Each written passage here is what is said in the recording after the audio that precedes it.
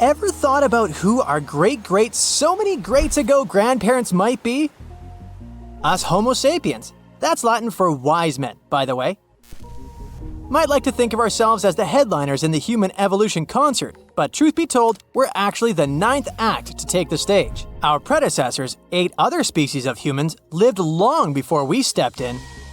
Some of these people had a longer time here on the planet than we've managed so far, even though we're the ones who usually take the historical spotlight. So, care for a family reunion? Let me introduce you to the relatives you never knew you had. Most scientists concur that around 6 million years ago, a group of primates took a bold evolutionary leap and started to walk on 2 legs, inaugurating the Homo genus. They traded their ape-like long arms for sturdy legs and started exploring new horizons beyond the forests. They weren't tree swingers anymore, they were upright walkers. As time went by, their brains grew and they became skilled hunters, masters of fire, and builders of shelters. They even began expressing themselves through symbolic acts. By the time Homo sapiens emerged about 300,000 years ago, we were the 9th species of the Homo genus. Prior to us, several other varieties of humans thrived. Prepare yourself for a bit of a tongue twister. Homo habilis, erectus, rudolfensis, heidelbergensis, floriensis, neanderthalensis, naledi, and luzonensis. Now that we've established who's who, let's delve into the fascinating histories and lifestyles of our ancestral species. First off, let's talk about Homo habilis, or the handyman. Between 2.4 and 1.4 million years ago is when these resourceful creatures walked the Earth. Scientists, upon uncovering fossilized remains of these early humans in Tanzania, noticed that they had slightly more substantial brains than apes. Additionally, when they unearthed thousands of stone tools in close proximity, they agreed that these humans were particularly good at tool crafting, earning them the handyman nickname. Despite their nature, one considerably shorter and their weight less than the average modern human, they managed to hunt animals with stone tools, indicating complex thinking. Following them, the Homo erectus group were the first to attain fully upright postures. Hence the name erectus, which means upright person. Their arms were shorter when compared to their bodies and their legs longer, a physique optimized for walking and running rather than tree climbing. These individuals had a larger brain than apes, but smaller teeth. The remnants of campfires and fireplaces that scientists have uncovered suggest that these humans were likely the first to cook their food. This practice, especially when talking about meat, enabled them to grow taller and develop larger brains. These humans existed for almost 9 times longer than our current state, by the way. Our subsequent ancestor, Homo rudolfensis, was here between 1.9 and 1.8 million years ago. Sadly, we don't know much about them. They were unearthed near Lake Rudolph, now Lake Turkana, in Kenya, and possessed a larger head than Homo habilis. However, some scientists believe that they might bear a closer relationship to a different primate species, given their smaller stature. Homo heidelbergensis were small, broad humans, believed to be the first to occupy colder climates. Scientists believe that these early humans hunted big animals like horses, elephants, hippos, and rhinos using spears. They also mastered the control of fire and the construction of basic shelters from wood and stone to keep them warm. It's widely accepted that the African lineage of Homo heidelbergensis eventually led to the emergence of our species, Homo sapiens. Next, meet Homo floresiensis, affectionately known as the Hobbit, due to its diminutive stature. These petite humans inhabited the Indonesian island of Flores. Scientists have discovered remains of dwarf elephants and Komodo dragons alongside these humans, implying an island existence filled with distinctive traits and adaptations. Then we have Homo neanderthalensis, or the Neanderthals, our nearest relatives.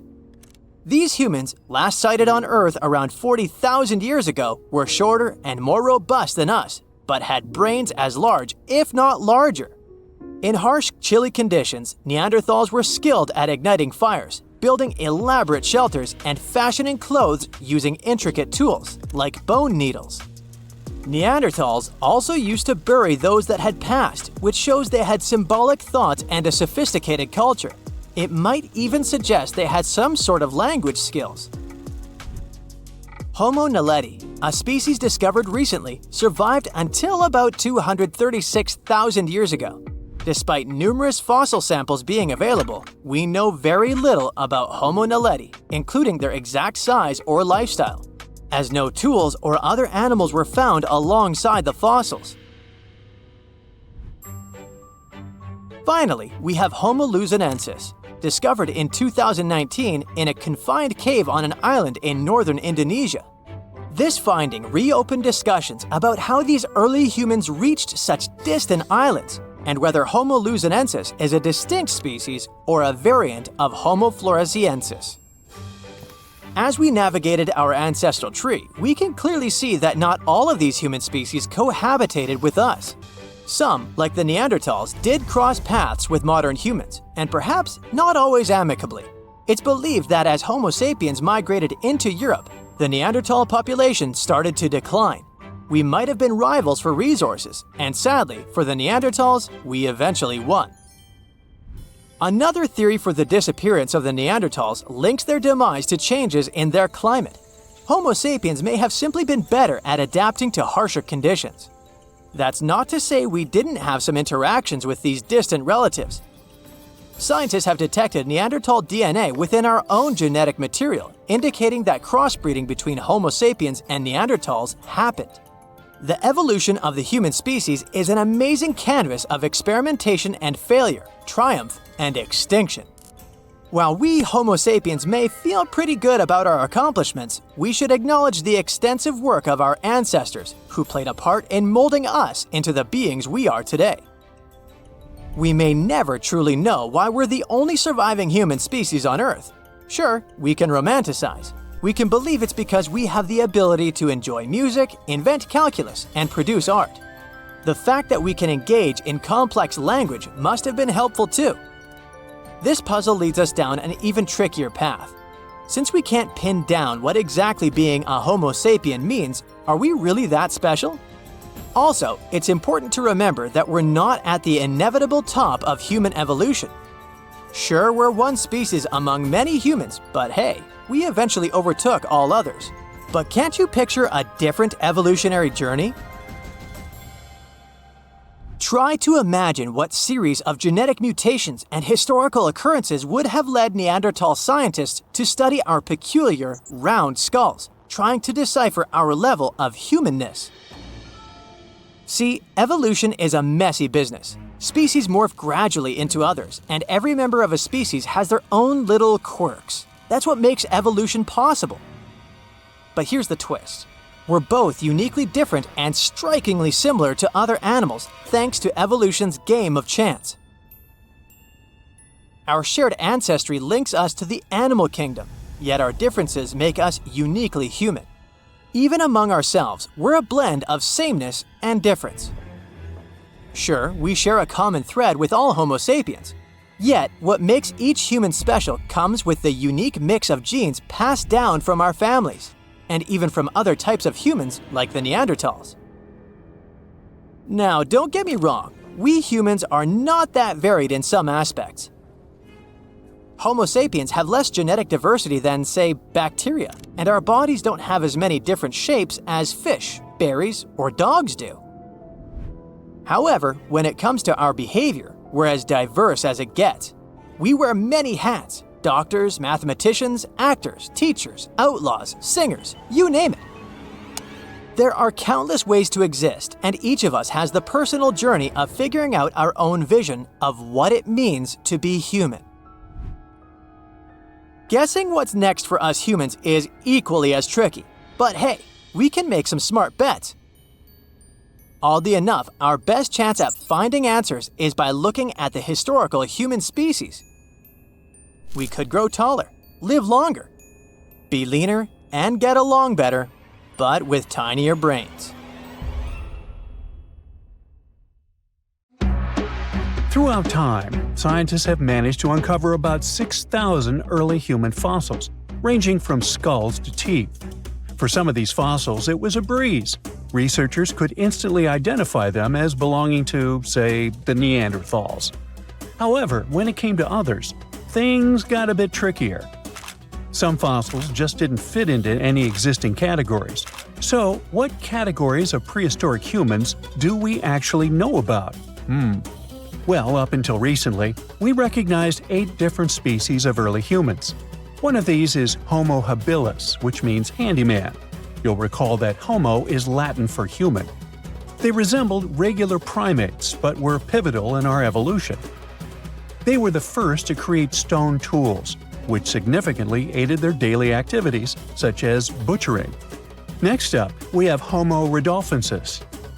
These guys were larger than Homo habilis and boasted bigger brains, but they were still quite distant from modern humans. For example, even though the neurological structure of their brains was becoming more complex, they were probably not capable of using any form of actual spoken language. Then came Homo erectus, the first to walk upright, followed by Homo antecessor, which is considered the last common ancestor of modern humans and Neanderthals, along with a host of other Homo species. Meanwhile, we're still piecing together the story of the enigmatic Denisovans. Our knowledge of Homo naledi is pretty limited too, since it was only discovered in 2013, and it is species number 8. Interestingly, naledi means star in the Sotho language because they were found in a cave called Rising Star. Scientists were taken aback by them. Everything suggested they were around 2 million years old. But after closer examination and some tests, it turns out that the naledi species is much younger, between 236 and 335,000 years old. Their hands were adapted to making tools, yet no tools have been found nearby. Long story short, they're a puzzling species, and there's still so much more to learn about them. So even though today we have only one human species on our planet, Homo sapiens, we continue to discover ancient species that are long gone. Now you might wonder why researchers study these extinct species. The truth is, they need this knowledge to piece together the intricate narrative of our prehistoric past. In 2024, a significant discovery emerged, the 9th human species, named Homo giluensis, which translates to large-headed. Researchers suggest that this species hunted wild horses, crafted stone tools, and processed animal hides to survive harsh winters. A researcher from the University of Hawaii noted that the discovery of this potential new species came about while his team was developing a novel method for classifying fossil evidence. Interestingly, one potential representative of Homo giluensis isn't entirely new to science. The Denisovans, first identified in 2010 through DNA analysis of a finger bone found in Siberia, have yet to be classified as a distinct species. Some scientists propose that they may actually belong to this newly identified group. These big-headed individuals could help shed light on the long-standing mysteries surrounding these hominin fossils, which have puzzled researchers due to their mixed characteristics of Homo erectus and Homo sapiens. You see, sometimes it's tough to call a spade when you don't even know what a spade looks like. You get the idea? Many unsolved mysteries linger, simply because scientists haven't had this crucial, big-headed piece of the puzzle. So theoretically, we modern humans could also be considered a bit of Homo giluensis. You don't believe me? Well, watch this. We need to consider 2 key facts for this equation. First, there are the Denisovans, a group we might refer to as Homo giluensis from a scientific perspective. Yeah, this is just a theory proposed by some researchers, but let's roll with it for now and pretend it's a fact. Second, it's important to know that the Denisovans interbred with the ancestors of modern-day Melanesians. These folks inhabit areas ranging from New Guinea to the Fiji Islands and carry between 4 and 6% Denisovan DNA. Now, you might not personally have those genes, unless you've been tested, of course, but the key takeaway here is that there are modern humans today who share genetic links with the Denisovans, or Homo giluensis, or big heads if you prefer. Now, that all sounds pretty plausible. Let's unpack step by step how it happened. Researchers have uncovered this type of ancient human known as the Denisovans, based on skeletal remains found in Siberia. These ancient humans coexisted and interbred with modern humans, adding yet another layer to our understanding of human evolution. Named after the Siberian caves where their fossils were discovered, the Denisovans are believed to have roamed widely across Eurasia. Evidence indicates that the Denisovans lived alongside Neanderthals and interacted with early Homo Sapiens, possibly around 50,000 years ago. A team of scientists successfully sequenced a complete genome from these ancient hominins using nuclear DNA extracted from a finger bone. This discovery reveals that at least 4 distinct human groups existed during the time when anatomically modern humans began migrating out of Africa. Alongside modern humans and Neanderthals, we now have to consider the Denisovans and another small human species from Indonesia, often referred to as the Hobbit, when discussing our evolutionary history. One intriguing question that arises is why Denisovan genes are predominantly found in modern Melanesians, yet absent from other Eurasian populations. Remember that 4 to 6%? One hypothesis suggests that interactions between the Denisovans and early modern humans were limited and brief, especially as humans migrated throughout Southeast Asia into Melanesia. Scientists speculate that only a small number of the Denisovans may have interbred with a larger group of modern humans. This could explain how the Denisovan genes made their way into the gene pool despite the likelihood of infrequent encounters.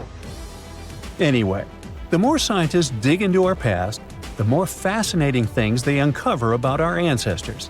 Take Neanderthals, for example. Did you know these guys were responsible for creating the very first piece of art ever?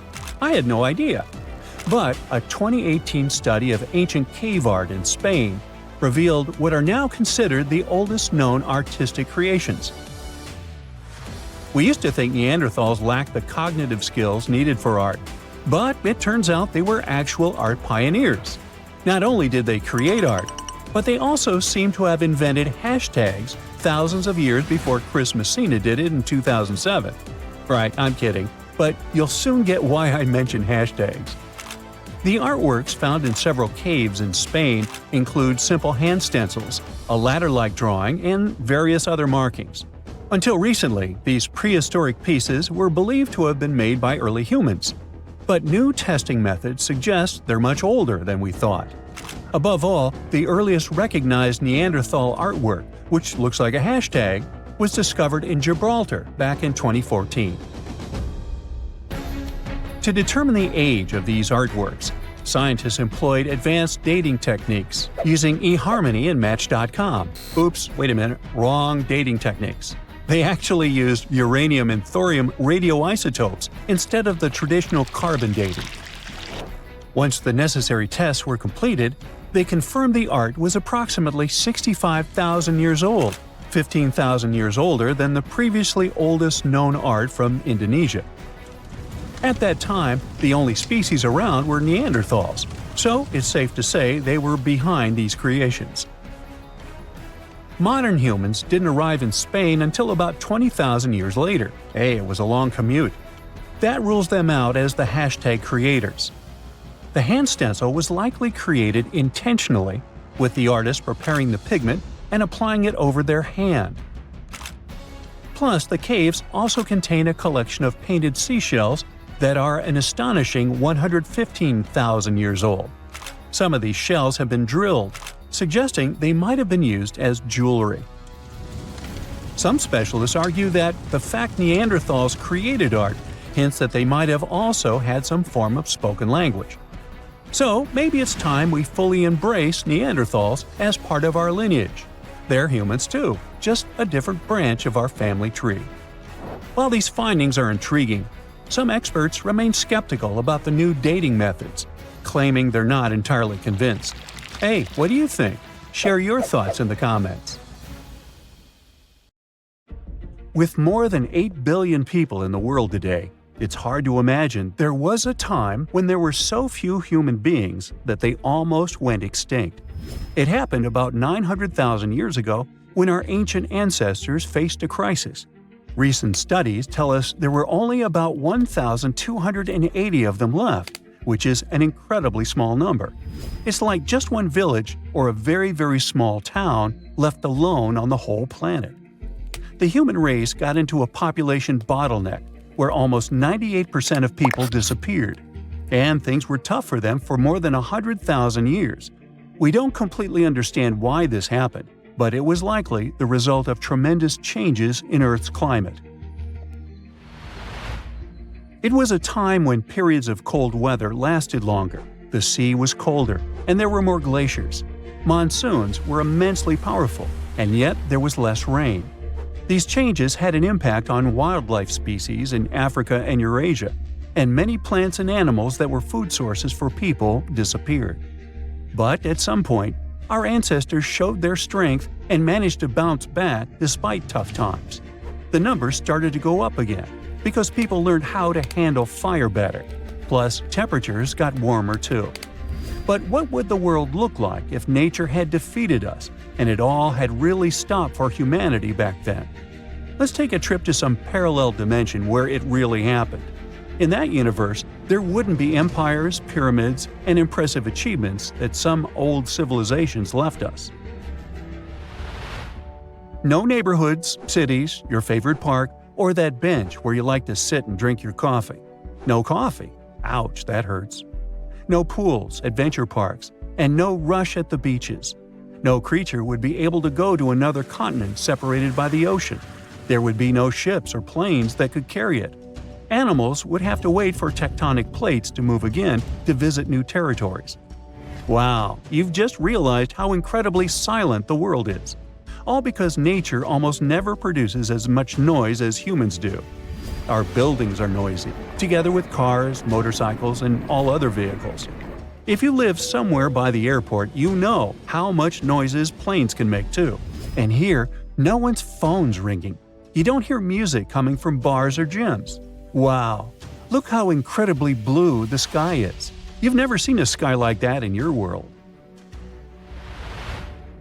The rain and wind scrub the surface of our planet clean, although there's not much work to be done since there's no dust and smog humans produce. I mean, there is dust, but a different kind, one that nature creates. We don't really notice it since we have so many heaters and air conditioning systems that blow air and all that dust around. The only drinking water you see is in lakes and rivers, and lots of different animals get together in these areas. It takes a while to get used to it. Wherever you go, there are wild animals passing by. There are no dogs, cats, or other pets you're used to. There's no electricity either. In case you've brought your phone, take pictures as fast as possible because you won't be able to charge your gadget when it runs out of battery.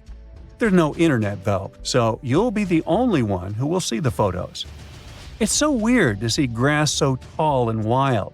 No one mows it, so it's hard to walk, especially considering there are no roads. And you don't have a scythe or any other tool that could help you clear your way, because human civilization hasn't reached that level of progress. Wow, there are plants you've never seen before. Every time a tree drops a seed, something new might grow. And there are no humans to select which plants they like and which they don't. You suddenly feel nostalgic, thinking of carrots, broccoli, potatoes, and all other vegetables people once started growing on their farms. You can hear tons of bugs buzzing around. We usually do everything to get rid of them, and now, without humans, you get to see how annoying they really are. Hey, the sun is going down. Without electric lights, all creatures just follow the rhythm of nature. So, if you're up for a late-night walk, wait for the moon and stars to lighten your path. But be aware of night predators. You may face creatures that didn't survive in the world where humans rule. Fire. Luckily, there's a river nearby, so you jump into the water to get to the other side. Fires happen more frequently in the world without humans. For instance, lightning can strike a tree or set a brush on fire. No one is there to put the flames out, so fires just keep spreading until at some point they burn themselves out. It's hard to see the world like this, but it's even harder to accept that Earth is fine without us. Just like it's doing well without dinosaurs, megalodons, woolly mammoths, dodos, and other ancient creatures that went extinct. Back to the research. Some scientists don't think our ancient ancestors were really that close to extinction. To get these results, researchers used FitCoil, a special tool that helps study changes in ancient human populations by looking at the genetic information of modern people. They examined DNA from over 3,000 individuals in Africa and other places for this study. Some believe that the actual population numbers might have been bigger. The method used focuses on a small group of breeding individuals and may not exactly represent the whole population. There may be many archaeological sites in Eurasia and Africa that date back to the time when this population decline might have happened, so it may have affected just some groups of people in certain areas. Either way, not only wasn't it the end, but it was a new beginning. Two ancestral chromosomes combined to create a structure known as chromosome 2 in modern humans. This might have been the start of a new species, because there was a split between our ancestors and other ancient humans, such as Neanderthals and Denisovans, our ancient cousins. Some evidence tells us this idea is plausible because our common ancestor lived about 500,000 to 700,000 years ago. Well, humans did survive all those devastating moments in history, but scientists believe that the extinction of our species is a matter of when, not if. Our fields will overgrow, cities will end up in ruins, and bridges will fail. Nature quickly reclaims the landscape where humans don't go. Check out how these roots and trees have taken over the temple in Cambodia. Roman ruins still defy time for over 1,500 years now. Some of the buildings and things we create in the modern world will do it too. Nature will break everything down at some point, and if humans were to go extinct, who would replace us? It took 200 million years for our kind to evolve from the first mammals. Who can repeat this entire process again? The last common ancestor of chimps and humans lived 8 million years ago. Knowing this, it seems possible that if Homo Sapiens went extinct, a new species capable of using technologies would evolve from chimps. But hold on. There's something called the Fermi paradox. Even though there are hundreds of millions of rocky planets that could host life in our galaxy, we don't see any evidence of its existence. Our galaxy is 13.5 billion years old, so you can't say life hasn't had time to develop. One possible explanation is that certain crucial steps in the evolution of intelligent life are so rare they hardly ever happen. So, Earth would get along fine without us. The only ones who would care are us. And right now, we need to care a lot. Have you ever wondered what animals looked like when they first appeared in the ancient oceans over 500 million years ago? Well, scientists have been scratching their heads about this for more than a century.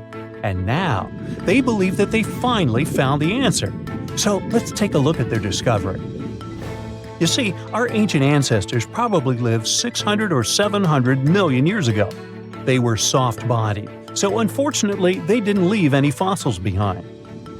Scientists decided to uncover the secrets of these ancient creatures by comparing them to all the animals that exist today. First, we need to ask ourselves, what is an animal? Well, we know that they're incredible creatures with heads, innards, muscles, and brains. And we know that humans are part of this animal gang too. We're called bilaterians, and we have all these cool features that evolved around 500 million years ago during the Cambrian explosion. But there are also awesome creatures with very simple body plans.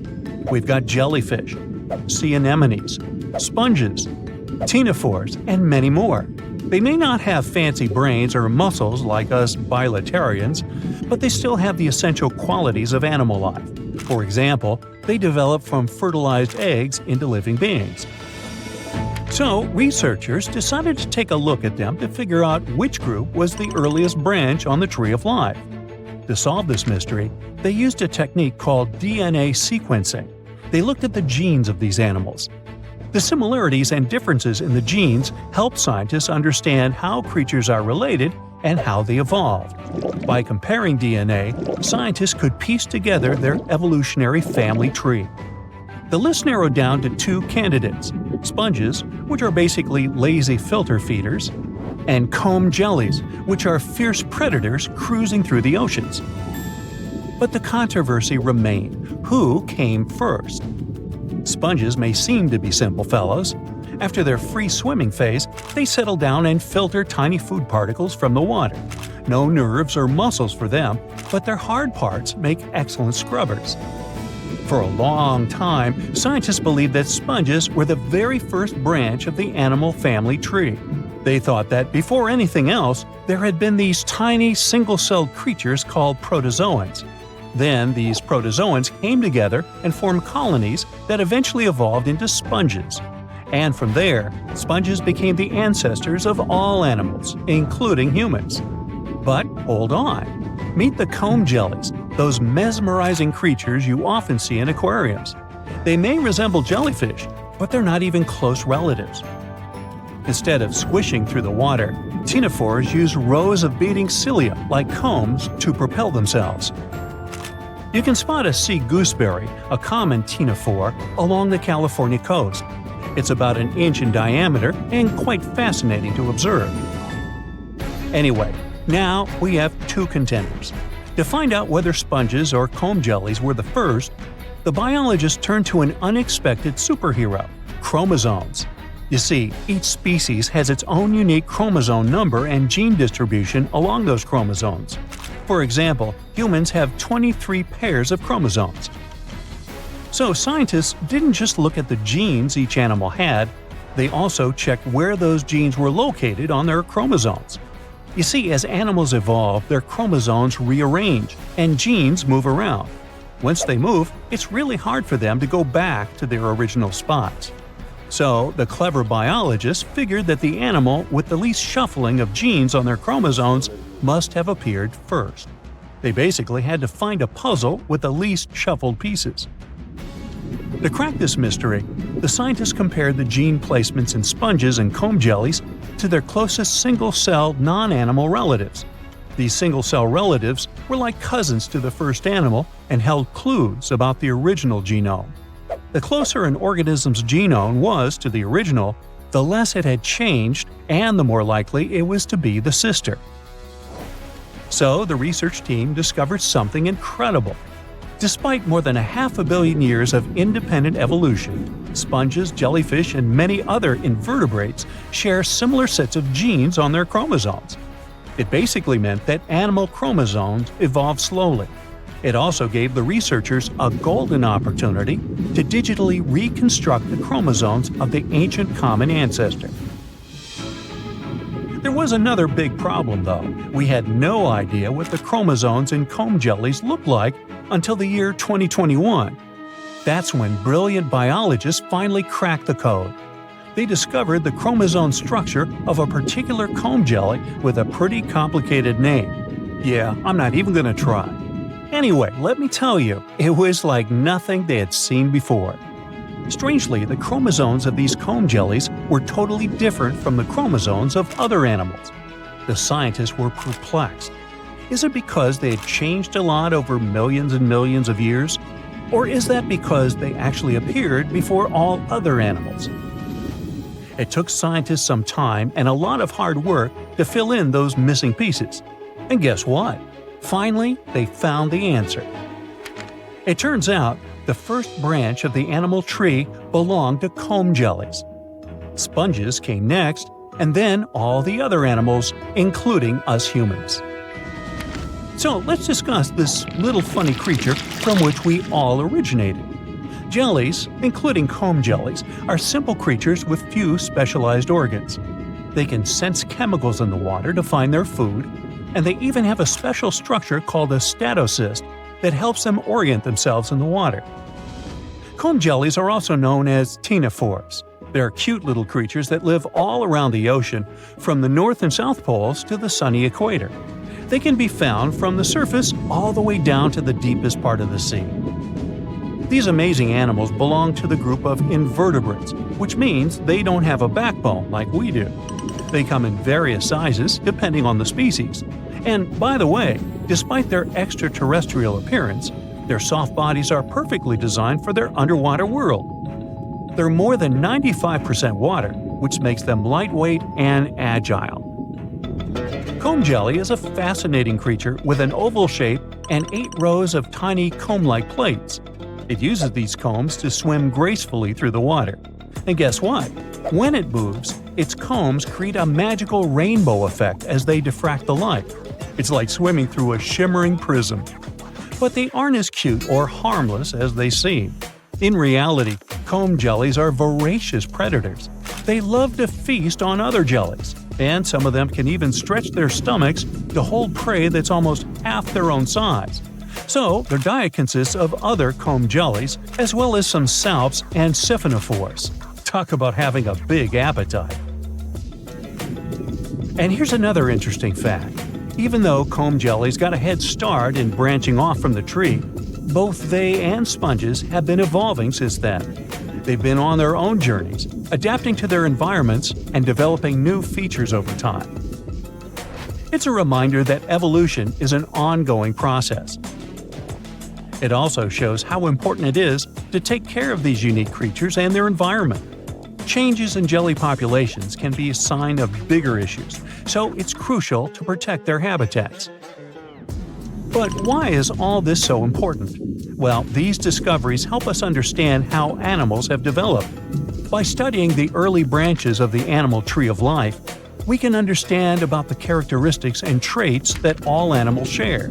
For example, how they sense their surroundings, eat, and move. We can also learn all sorts of cool things about how animals first emerged and evolved into the wondrous array of species we have today.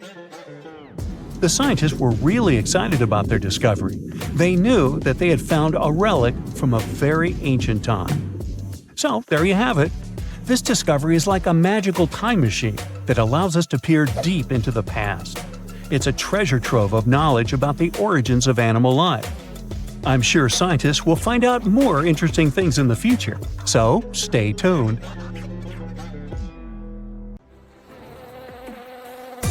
You run through the night forest for more than an hour. You're even faster than a cheetah. You're not tired or cold. You hear a mouse rustling in the roots of a tree and catch all the smells of the forest. With night vision, you see a bird in the night sky. You can go for months without food or water. Gills allow you to swim underwater freely. This is how evolution made humans in a parallel world. Here, they're ideal organisms prepared for anything they might meet in the wild. In our world, things are more complicated. We evolved, but didn't always get stronger. Humans only survived because they adapted and changed the world around them. A human only has 32 teeth. When they fall out, they no longer grow. But evolution doesn't stop. Our food has become softer and more nutritious. You don't need to chew it for a long time. New diet reduced the jaw and enlarged the brain. As a result, there's no room left for the 4 teeth that are closest to the joint. We call them wisdom teeth. In the future, we'll only have 28 teeth. And even today, 35% of people don't have the wisdom teeth. Homo sapiens is the only mammal to have a chin. This is the protrusion along the lower edge of the jawbone. Even our relatives, gorillas and chimpanzees, have their jaws slanted inward. Anthropologists think that the chin is a result of reduction of human face. Perhaps in the past, the chin supported our powerful jaw and enhanced our strength. Over millions of years, the face has shrunk, but the chin has remained. Put your hand on a flat surface, connect your ring finger and thumb, bend your wrist, and you'll see the palmaris longus. 15% of people don't have this muscle already. It doesn't affect the grip strength and has lost its meaning today. Millions of years ago, it allowed our ancestors to deftly climb trees. Evolution deprived us of this useful skill, but the remainder of it remained with us. Dogs, horses, monkeys, and many other animals can move their ears. This allows them to hear better and communicate with each other. Humans have a long, flexible neck, and evolution has left them without this ability. Still, 20% of modern humans can do it. This is another reminder of a time when we weren't much different from other animals. 10% of people have a Darwin's tubercle in their ear. In the past, we had pointy ears looking like the modern macaw's ones, and this little bump is the proof. When an emperor penguin hatches eggs, it doesn't eat for 115 days. Scorpions can stay hungry for a whole year. Evolution hasn't given humans a camel-like hump of fat or the ability to hibernate like a bear. Every morning our ancestors woke up and fought for their survival. We need a lot of energy for this, so we have to eat every day. This isn't very convenient, especially when your food isn't sold in the supermarket but runs away from you through the forest or field. In the human brain, at any given moment, 100 billion neurons work. Thanks to this, you have a good memory and can talk. This is essential for survival. A big brain has a flaw. For neurons to work, it needs a lot of fuel. It makes up just 2.5% of body weight, but consumes 20% of its energy. In 2 hours of playing chess, a grandmaster burns 560 calories. A professional tennis player will spend the same amount of energy in a single hour.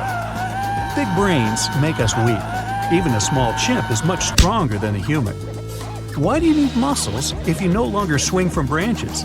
But you need a big brain to negotiate and cooperate with other people. Got weaker, and we like lying on the couch more and more. This is a comfortable position for thinking. At night, our ancestors were especially vulnerable. When you sleep in a new place, the left side of your brain is more awake than the right one. This brain reaction is called the first night effect. This is an ancient reaction of the body to the dangers that awaited a human in the dark. 40 to 60 million years ago, evolution gave us yet another fear. We're born with the fear of being bitten by a snake or spider. Apparently, these animals were the main danger to the first primates. Anthropologists say we became runners 2 million years ago. Broad shoulders make it convenient to swing your arms and keep balance. A special ligament extends from the spine to the back of the head. It stabilizes the head while running. No primate has strong gluteal muscles. They only turn on to full power when you're running. Hairless and 3 million sweat glands keep our bodies from overheating. People are perfect runners, but evolution has made us slow. You'll never overtake a chimp on a short distance, and that's not mentioning cheetahs. They accelerate to an incredible 70 miles per hour. But almost all land animals are sprinters and don't run for more than 10 to 15 minutes. Humans are adapted for long distances. Walking 2 legs helped our ancestors solve many problems. They freed their hands to carry food or tools. 2 legs and a straight back made our ancestors larger and even scarier for other animals. When you stand on 2 legs, you'll quickly see a saber-toothed tiger, which is waiting for you in the tall grass of the plains or the African savanna. Your body weight is distributed over only 2 limbs, and this has consequences. You can calmly walk down the street, stumble, and get injured over that. Consider this our payment for upright walking. So why do we need toes? Certainly not to hit them on the furniture. When our ancestors lived in the trees, toes helped them cling to branches. Imagine you can work at the computer, draw pictures, or cook scrambled eggs, all with your feet. Cool, but good old evolution has deprived us of this skill. Today, we're not sitting in the trees, but our feet remain flexible. Come to think of it, hooves would be more suitable for us. They're durable and don't need shoes. But until we evolve again, our feet remain fragile. Either of them has 26 bones. This doesn't make our walking or running any safer. You go to the cinema, take your popcorn basket, and start munching on it in anticipation of a great couple of hours. But then, you start choking. Those few minutes of coughing and involuntary tears seem to last forever. The human is the only mammal that can choke on its food. We can't eat and breathe at the same time. The reason for this is the structure of our vocal apparatus. Your larynx is down below, thanks to which you can talk, but not while eating. Goosebumps, horripilation, gooseflesh, these are the names of the reflex that makes your skin not smooth but bumpy. This happens when you're cold or scared. Greetings from the Stone Age. Our ancestors were covered in thick hair. When they got scared, the hair follicles rose. This made them large and menacing for other animals. This natural reaction warmed the body as the air grew colder. The body of modern people no longer has long and thick hair. But if that movie is really scary, or you forgot your jacket in the evening, goosebumps still appear. Bears, hedgehogs, bats, some turtles, fish, and insects. All these creatures have one thing in common. They hibernate. Scientists claim that our ancestors were also on this list. In a cave in the north of Spain, researchers found fossilized bones of ancient people. The analysis showed that 500,000 years ago, humans could spend several months hibernating, similar to bears. Thanks to this, they survived Ice Age. Wow, how I miss this skill.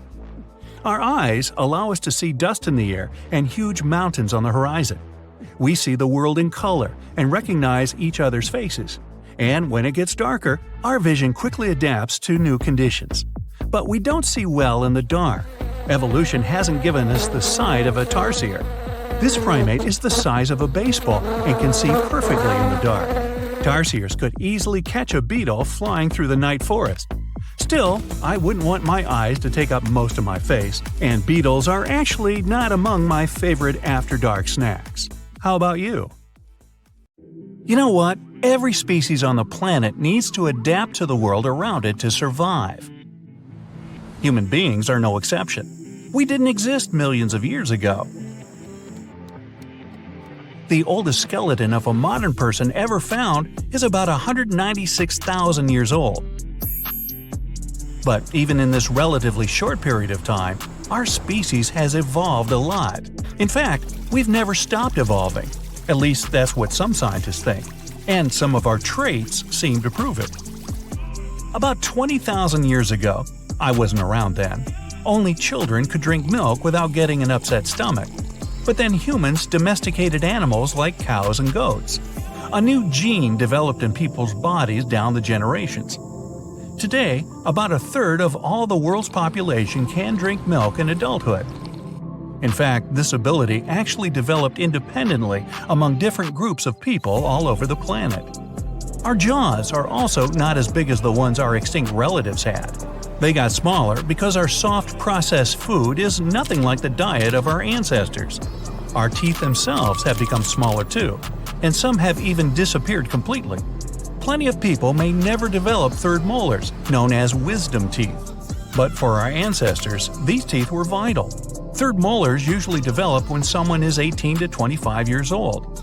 By this time, most of our ancestors' teeth had become worn out, so the third molars were possibly replacements. But some slight changes in human anatomy may have nothing to do with evolution. For example, people have generally gotten taller over the past few hundred years. The most likely cause of this is simply better nutrition, as well as access to modern medical care, and perhaps basketball. But what changes await humanity in the future?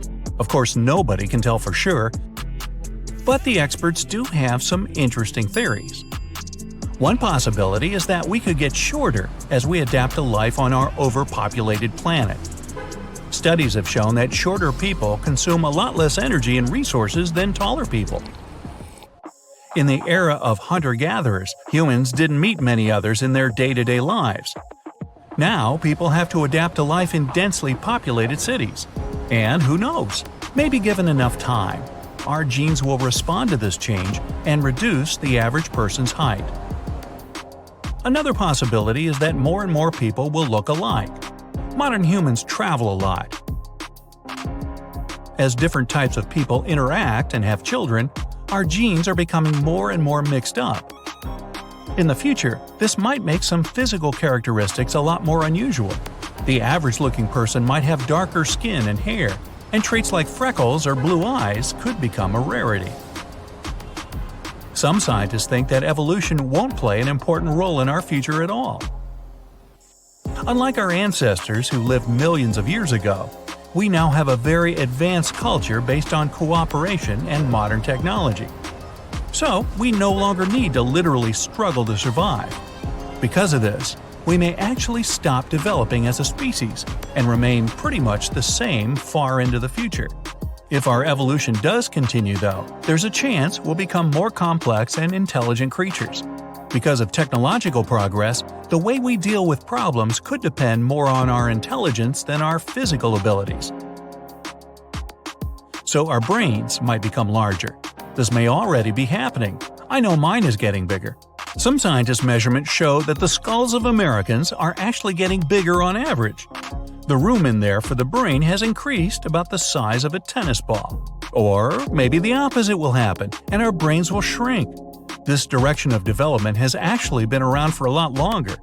Some people think that the male human brain has been getting smaller for the past 20,000 years. Hey, just ask females. If it continues to decrease at the same rate for the next 20,000, it'll end up being the same size as the brain of an archaic human who lived about 2 million years ago. Wait, does that mean we're becoming less intelligent? Well, a bigger brain doesn't always mean greater intellect. We just might be evolving to have smaller but super efficient brains. Another theory is that our bodies might learn to use calories from fast food. Things like pizza, fries, and donuts contain trans fats. These chemicals are difficult for our bodies to digest. But what if humans of the future somehow adapt to this kind of food, if we eat it for long enough? After all, the same process has already happened with milk. In a few thousand years, people may develop genes that can break down trans fats and absorb something healthy from them. If they still enjoy eating burgers and fries, of course. Donuts. People of the future might have less hair than we do today. Hair was vital for our ancestors. It helped regulate their body temperature, keeping them warm in cold climates and cool in hot environments. Even today, we still have practically the same amount of hair as many apes do. But some scientists have pointed out that our hair is nowhere as near as important to our survival as it once was. Since we now have modern heating systems and clothing for any environment, maybe given enough time, we'll become a lot less hairy. Then they'll be saying, he wasn't very fuzzy, was he? Yet our hair still serves many purposes. Our eyelashes protect our eyes from dust, and eyebrows keep them clear of sweat. Some experts think the hair on our heads even helps stabilize the temperature of the brain. So we probably won't become completely hairless, just a little smoother. And now the bad news. Human beings of the future may have weakened immune systems and become more vulnerable to illnesses. New medical technology and antibiotics can improve our health, but there's the risk that they could make our immune system lazier and unprepared for fighting infections over time. Many generations down the line, it's possible that the human body might not be able to withstand even simple diseases without serious medical help. Today, human development isn't determined by biology alone. Technology also plays a role. Maybe one day, people will stop waiting for evolution to give them what they want and begin to change themselves using advanced tech. Doctors already use artificial devices to help people with health problems. So who's to say that machinery and computers won't be used in the far future to completely change our physical abilities? Our descendants might get different kinds of brain implants. Or it could be that people will be equipped with artificial eyes with camera functions. But in this scenario, we could also end up being less knowledgeable. Why learn a foreign language or remember historical dates when all the world's information has been downloaded right into your brain? If human beings eventually become a multi-planet species and colonize Mars, our bodies could begin to adapt to life beyond Earth in interesting ways. The contrast between the environment on Earth and the red planet is so huge that evolution may actually speed up. In this case, humans could adapt to the new physical conditions in as little as 6,000 years, or just a few hundred generations. In the low-gravity environment of outer space or alien worlds, the structure of our muscles could change. We won't need some of them, while others will develop more quickly. The amount of body fat we have may increase in a cold climate.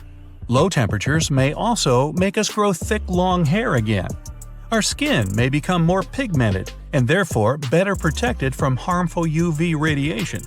And our eyelids might get thicker to protect our eyes from all the cosmic rays outside the Earth's atmosphere. There's an amazing place in Ethiopia, East Africa, called Hadar.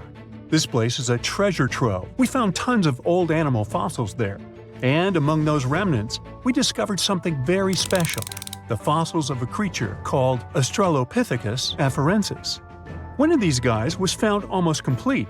You might know it today by the name Lucy, after a famous song by the Beatles. Lucy was a small lady, only about as tall as a kitchen counter. She lived 3.2 million years ago and became a huge celebrity when we found her in 1974. She helped us learn more about our early ancestors, creatures called Australopithecines. Around 10 to 12 million years ago, there was a group of animals that broke into two branches. One of the branches led to modern apes, while the other led to humans. This separation happened because one group decided to stay in trees and became what we now call gorillas, chimpanzees, and orangutans. They moved around using all four limbs and lived in forests. But the other group decided to live on the ground and try walking on two legs. Because of that, their brains started getting bigger over time. And over millions of years, they became bald monkeys who watch videos on YouTube. Yeah, you know who you are. Lucy, like other Australopiths, was a bit different from us. She still looked like an ape and lived during a transitional stage. She could walk on two legs, but didn't do it all the time. Sometimes she climbed trees, just like a monkey. She and her buddies were the first step in human evolution.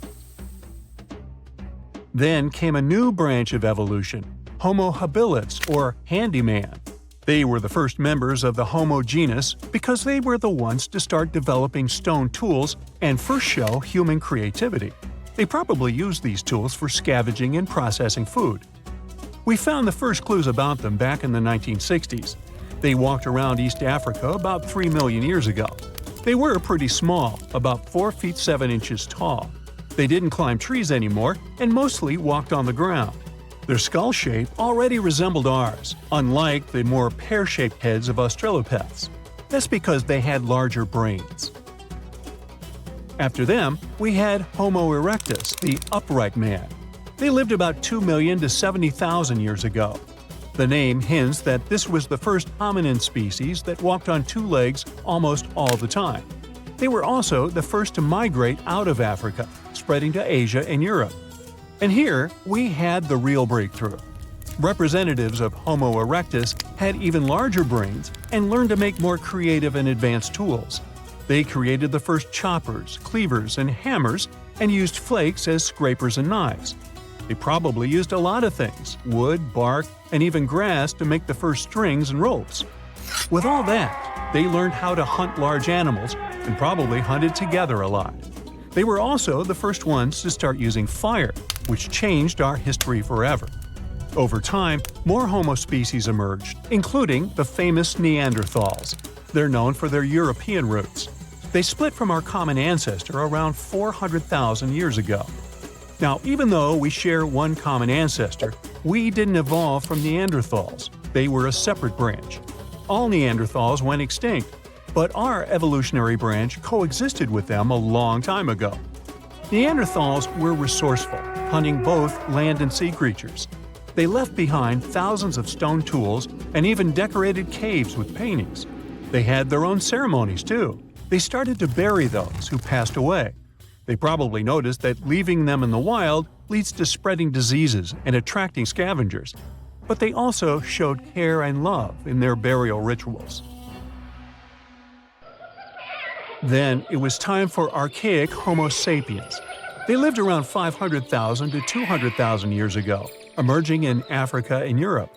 This was the last leg between our ancestors and our modern species, Homo sapiens.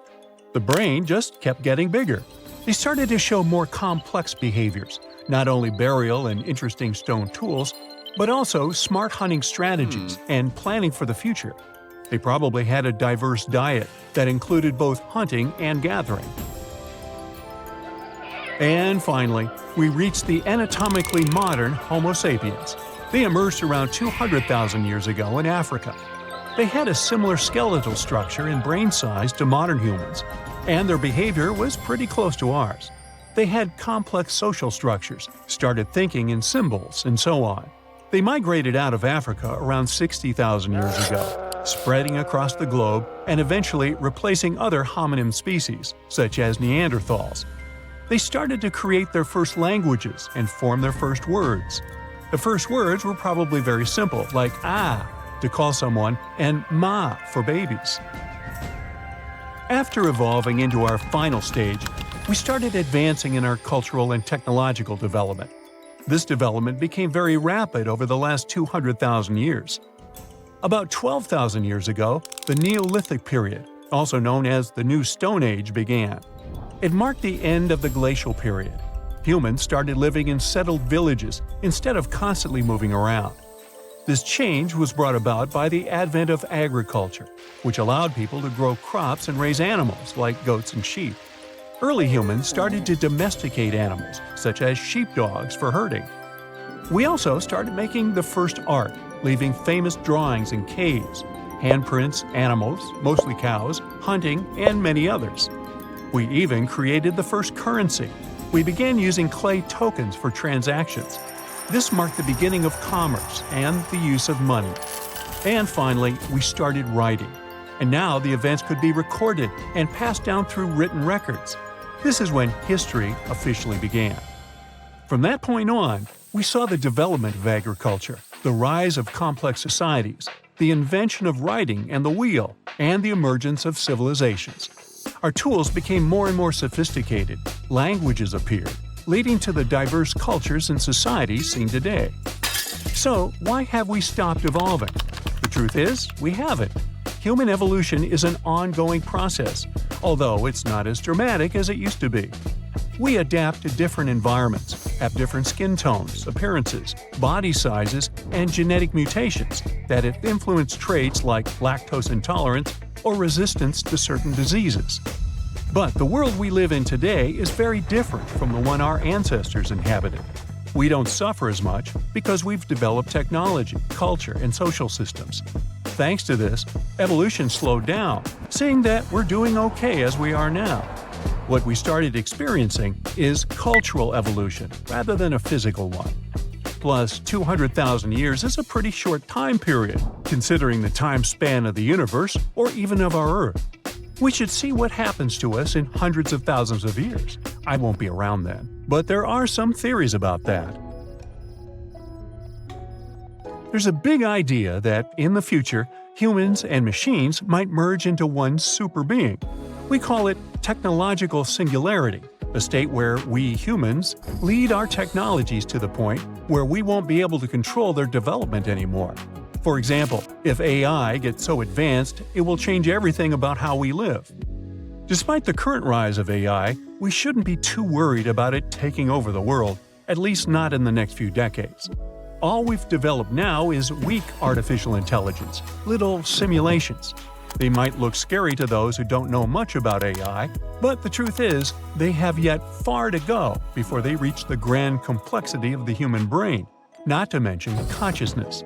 However, many people believe it's only a matter of time before AI reaches this level of intelligence, and then our world might change forever. There are other possibilities too.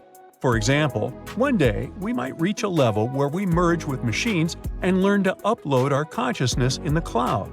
In that case, we might become a hive mind, taking over the internet using our brains, becoming one giant consciousness. No matter what happens in the future, one thing's certain: technology is changing fast, and it's going to affect all of us sooner or later.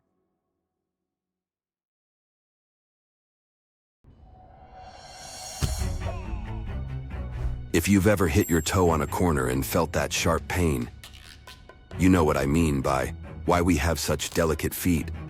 Our feet are super sensitive. They're covered with this special hairless skin full of nerve endings. That's why it hurts so bad when we get a foot injury. Yet they aren't as delicate as we think. It's incredible how our feet are put together. They consist of 26 bones, 33 joints, and over 100 muscles, tendons, and ligaments. These are working together like a machine to let us move around. When we run, our feet work like springs. They must handle up to 7 times our body weight every time they hit the ground. Thanks to the clever arrangement of ligaments, tendons, and muscles, our feet store and return much of that force to the ground. By the way, they can also give us hints about our overall health. And every pair of feet is unique. No two pairs are exactly the same. They come in different sizes, shapes, flexibility, strength, and walking patterns. It's like our feet have their own personalities. But how have our feet come to this point? Researchers have been trying to figure out when and how early humans started walking upright. Well, they've been looking at feet, toes to be exact. Bipedalism, which means walking on two legs, was a major step in human evolution. It influenced a bunch of other changes in our lineage, like how we behave socially and develop our material culture. So, these scientists have been digging into the details of foot evolution to piece together the story of our species.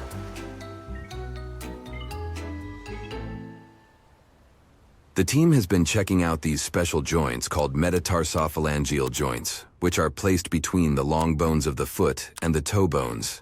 In 2015, they found that, unlike in other primates, this type of joint in humans faces upwards, allowing us to extend it, which is perfect for walking on two legs.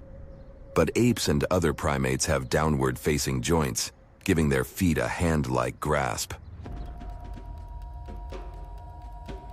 In their latest study, the researchers looked at fossils of primates and hominins, a human group, to see when this upward-facing joint first appeared.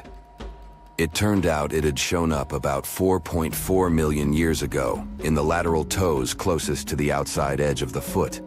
Yet the big toe kept its downward-facing joint until much later, about 2.2 million years ago. So, it seems like early feet might have still kept some grasping ability while people were adapting to walking on two legs. The fully bipedal adapted big toe evolved relatively recently. But weirdly, our feet didn't leave much of a trace in the fossil record until recently. It's frustrating because understanding how our feet evolved is crucial to unraveling the story of human evolution, especially when it comes to walking on two legs. Our modern human foot evolved separately to suit different needs. The chimpanzee foot is more flexible, suitable for climbing trees, while the human foot is stiffer, perfect for bipedal walking. Speaking of feet, we might as well talk about the benefits of walking barefoot. It can actually bring us closer to our natural walking pattern, or our gait. That's a good thing, because it allows our body to move the way it's meant to. Shoes can make you feel like you are walking on clouds, but they can sometimes hinder certain muscle groups from doing their job and strengthening our bodies. But when you go barefoot, for starters, you have better control over how your foot lands on the ground. This helps with balance, body awareness, and even pain relief. Plus, it can improve your foot mechanics, which can positively affect your hips, knees, and core. It keeps your foot and ankle joints flexible and strong, thanks to the proper range of motion and muscle stability. And let's not forget about those uncomfortable shoes that don't fit right. Walking barefoot can relieve issues like bunions or hammer toes caused by improper footwear. Have I mentioned stronger leg muscles? Yep. Going barefoot can give your legs a nice workout, which is excellent for supporting your lower back. So, kick off those shoes and let your feet breathe the next time you find yourself on soft grass or sandy shores. Your body will thank you for it. Not just our feet have evolved over time. Our ancestors had bigger brains too. It means our brains have shrunk. Researchers looked at cranial fossils and discovered that our brains started downsizing about 3,000 years ago. Agriculture took the stage around 10,000 to 5,000 years ago, and civilizations sprouted like mushrooms after a rainstorm. There were sprawling cities, architectural wonders, and even some fancy writing thrown into the mix. The connection between brain size and IQ isn't as straightforward as it seems. Many critters rock brains that make ours look dumb.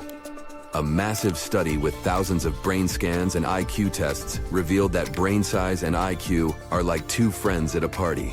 Sometimes they dance together, and sometimes they go solo, with no strict correlation. It turns out some ant societies are like a mirror to our own, complete with their own version of farming and teamwork. And ants with bigger societies have bigger brains, except when they get into the whole farming gig. But smaller brains might be a cooler choice when teamwork gets super complex.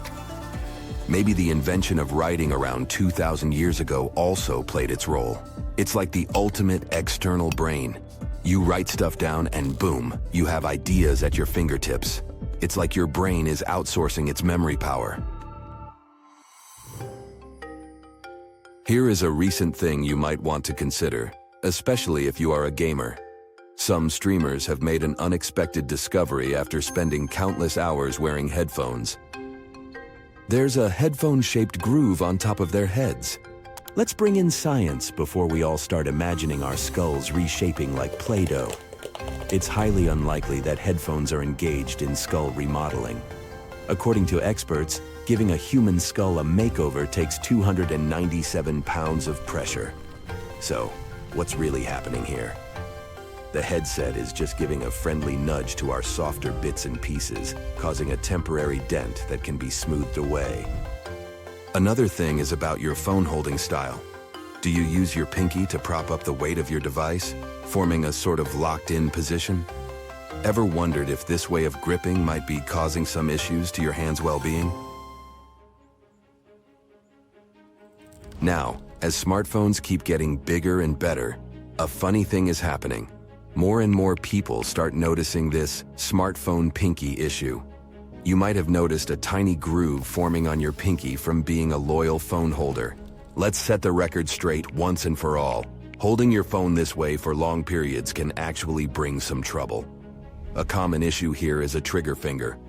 Basically, bending your small finger to cradle the phone can cause it to get stuck in a flexed position, especially if you've got a trigger finger lurking beneath the surface.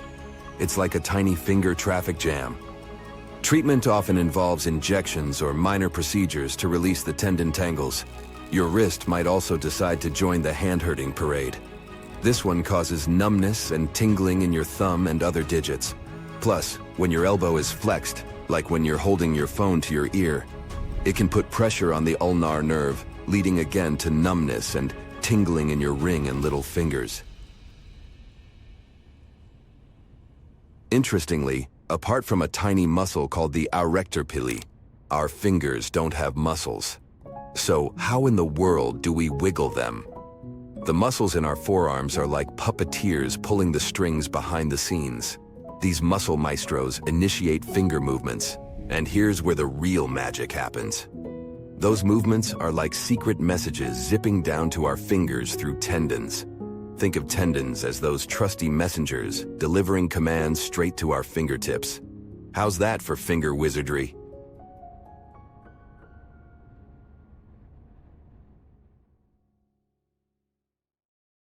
Can you imagine that all modern humans came from about 1,000 people? Around 800,000 to 900,000 years ago, almost all of our ancestors disappeared, leaving about 1% of the population behind. So, what the heck happened? The Earth often goes through glacial cycles, things that we call ice ages. Back in the past, they were pretty mild and happened regularly, about every 41,000 years. The ice ages happened because of the Earth's axis. Our planet is slightly tilted at an angle, which is why its axis isn't straight up. Over thousands of years, this tilt has changed a bit. This teeny tiny shift completely changes how much sunlight we receive, especially at the poles, and leads to incredibly strong cold or warm periods. About 2.6 million years ago, when early humans were settling in on Earth, the Pleistocene epoch started.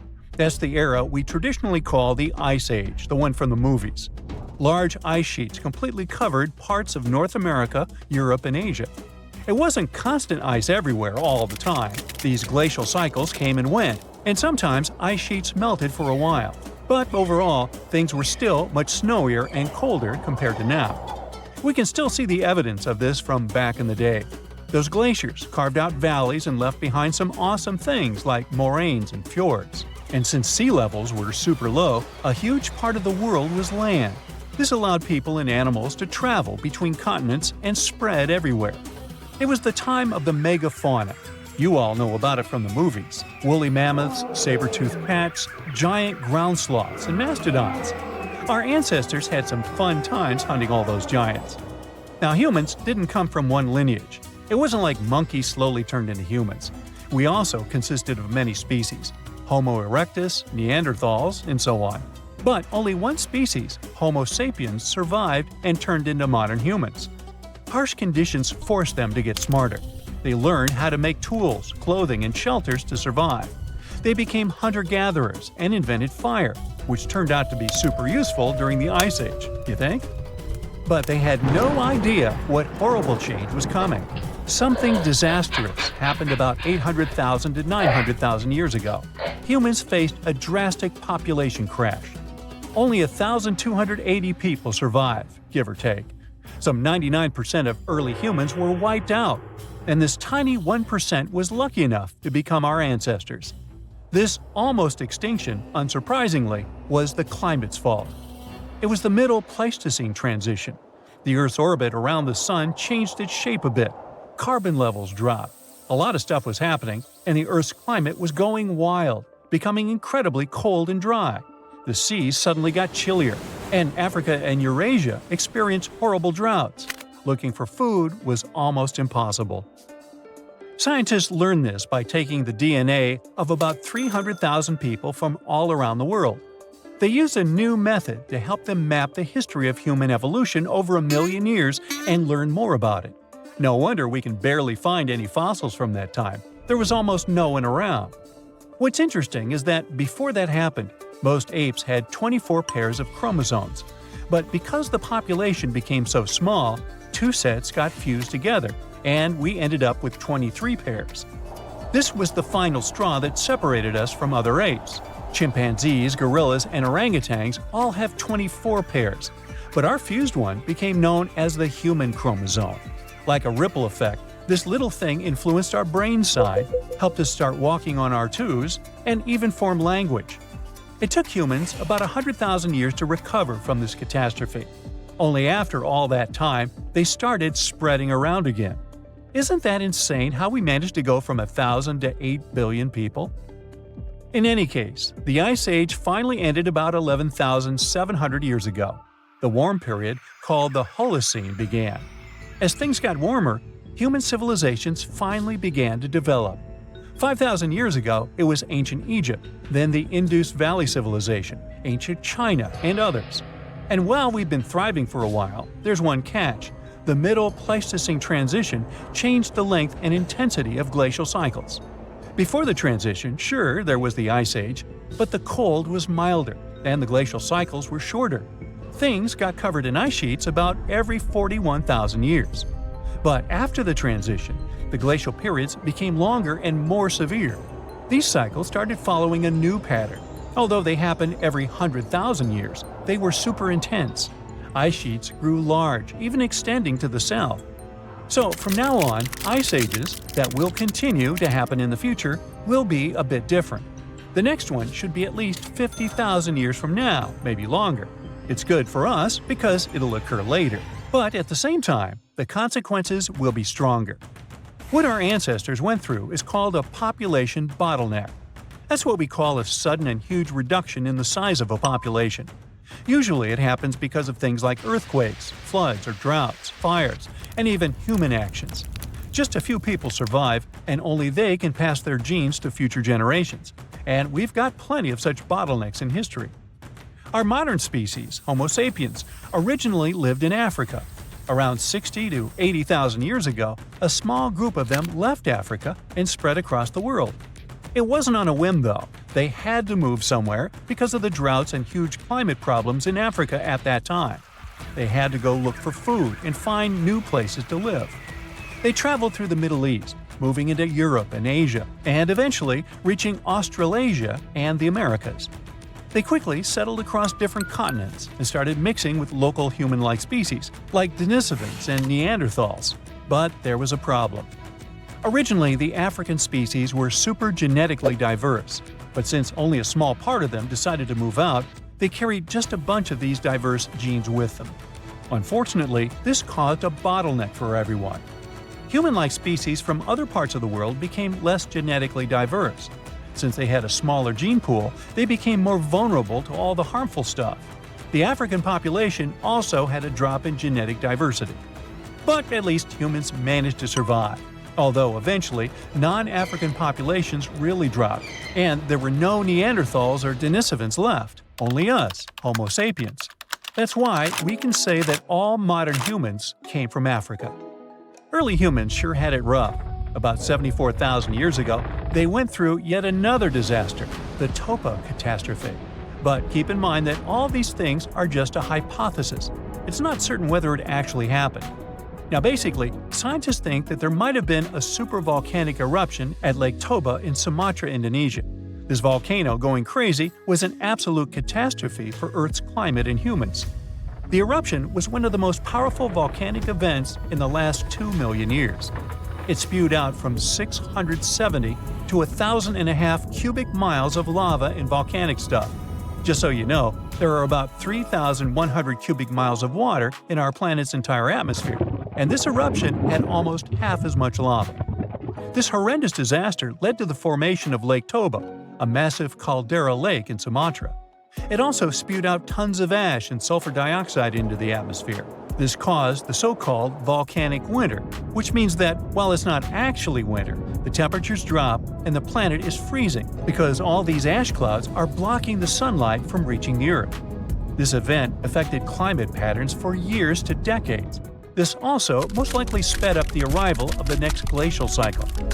Luckily, humans are crazy good at surviving. The global human population was reduced to a few thousand people yet again, and they still managed to overcome this. Remember the Neanderthals? Our superstar humanoid cousins of the Pleistocene era in all their wide-nosed and slope-foreheaded glory? They roamed through Europe and Asia for over 350,000 years before they vanished. This was around the same time our ancestors, the Homo Sapiens, decided to take a vacation from Africa and explore the world. We may never know what truly happened to the Neanderthals and why they didn't make it to the present times, but thanks to some hefty archaeological digging and impressive fossil finds, we now know a bit more about them.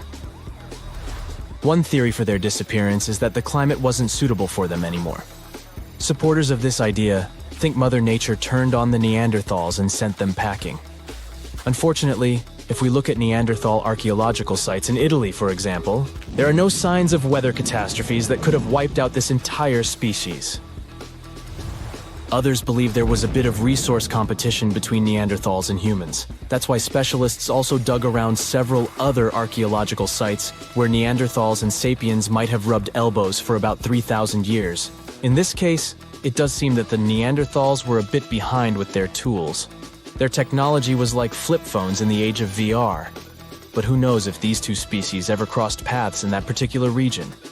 The evidence is still fuzzy. How they went extinct isn't the only information we're curious about when it comes to Neanderthals. Other scientists, for instance, are trying to decode some of the Neanderthal molecular barcodes to identify their specific traits, some of which you might share, believe it or not. Sure, Neanderthals as a whole species did, in fact, go extinct. But that's not to say remnants of their DNA can't be found in humans. Now, you know how things go when folks live near each other. Some genetic mixing was bound to happen. The evidence? A dash of Neanderthal DNA which was found in modern folks. Now, this is where the plot thickens. Scientists thought that since Neanderthals never lived in Africa, their DNA wouldn't be found in modern African populations. Well, it turns out that African people have about 0.5% Neanderthal DNA too. This doesn't mean our Neanderthal relatives simply teleported through African territories without leaving any trace behind. What this discovery actually implies is that early humans might have visited Europe, mixed their genetic material with that of Neanderthals, after which they returned to Africa. That's a lot of migration. How did we stumble upon that Neanderthal DNA these days, you might wonder? Well, scientists gathered thousands of people from all around the world. Participants came from places like East Asia, Europe, South Asia, America, and Africa. Percentages may vary, sure, but around 20% of the good old Neanderthal DNA is still found in US modern folks. Sure, the average Joe only carries about 2% of that caveman swagger. If you're from certain places or families that have a smidge more Neanderthal in their gene soup, you're looking at 3% tops. Is there anything in particular that we share with our long-gone humanoid cousins? As it turns out, our Neanderthal ancestors gifted us more than just their company for some thousands of years. They also passed down the incredible legacy of their noses. Well, you see, the Neanderthals were outfitted with some seriously high-rising sniffers. These weren't just cosmetic, they were also quite the asset in chilly climates. The icicle-dripping, teeth-chattering kind of cold where your breath could freeze before it leaves your lips. During those days, the Neanderthal noses worked as personal heaters, warming and humidifying the cold, dry air they inhaled. For that kind of extreme weather, these impressive nasal skyscrapers turned out to be quite handy. When our Homo sapiens ancestors decided to leave the sunny savannas of Africa for a spot of frostbite up in Eurasia, they bumped into the Neanderthals. This encounter resulted in not just an exchange of pleasantries, but also an exchange of genes that coded for larger noses. This newfound genetic nugget was discovered by scientists who dug deep into the DNA of over 6,000 volunteers. To complete the study, these scientists meticulously compared this genetic data to snapshots of the volunteers' faces. They measured the distances between various points on each face, such as the height of the volunteers' nose bridges. They then played a game of spot the genetic marker to identify if certain facial traits were linked with specific genes. By the end of this exciting chase, they hit the jackpot. 33 shiny new genome areas were linked to facial features. One standout gene, named ATF3, was traced back to our Neanderthal ancestors and seemed to be the maestro of controlling nose height.